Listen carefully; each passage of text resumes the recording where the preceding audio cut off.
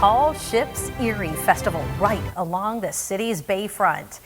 And this is the first time in 3 years that vessels from the Great Lakes, from Spain, from Canada will be along the bayfront. It will all start this afternoon with the parade of sail. But right now we want to check in with our Sarah Tonks and Tom Kowalski, who have been aboard the Brig Niagara over the last few days. They have the latest from on board. Good afternoon. Good afternoon, Eva. Afternoon, how you doing? Well, we have been on the Brig Niagara since Monday, which means we have slept on the ship, we have eaten on the ship, we have bathed on the ship, which basically means either they set up a fire hose that you stand under or you jump off the side of the boat, the ship, the brig, whatever. There is apparently a lot of discourse about what exactly it is called, which we've learned a lot about.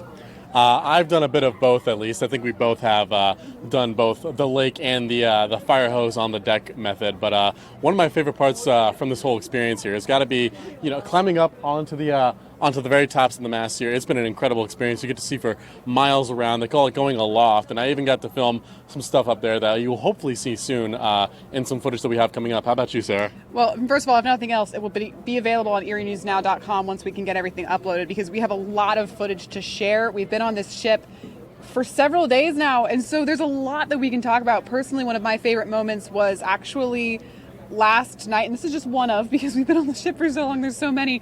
We were out in the middle of Lake Erie. You could see the lights of the shoreline of Ohio and Pennsylvania in the distance, but it was pitch black. We could see the Milky Way. I saw three shooting stars. And then I think one of my other favorite things has been meeting the crew members, the deckhands, the captain, the mates, the chef. Everyone on board has just been so incredibly wonderful to work with. It's a real cast of characters here. Yeah, I mean, you got a little bit of everyone. You've got everyone from people who are still in high school to retirees and people who've been doing this for literal years. We interviewed someone the other day who's been doing this for at least 10 years. But it's really great. I mean, even the food here has been fantastic. I mean, we just had lunch, and it was a fried chicken with vegetables and rice, and it was all very good. Like, much more than you expect from a ship that was built almost 200 years ago. Over 200 years ago. Over 200 years ago on a wooden stove. And initially, obviously, of course, the ship has many different parts than it did at first. But they've tried to keep it very similar to how it originally worked. We did have our own cabins, but a lot of people were sleeping in hammocks.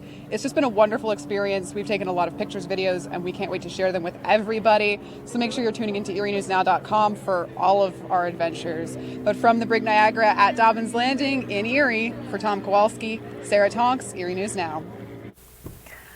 Oh, wow. I can't wait to hear some of the stories, see those pictures. And I want to say that is a great combination. You have Sarah, not only who's a meteorologist, but she's also a sailor herself. She and her family have been sailing for years, so she gets on board with that knowledge. And you have Tom, who, has never been, for days on end, from what we understand, on a boat like that. So together they really have definitely a lot to share. And again,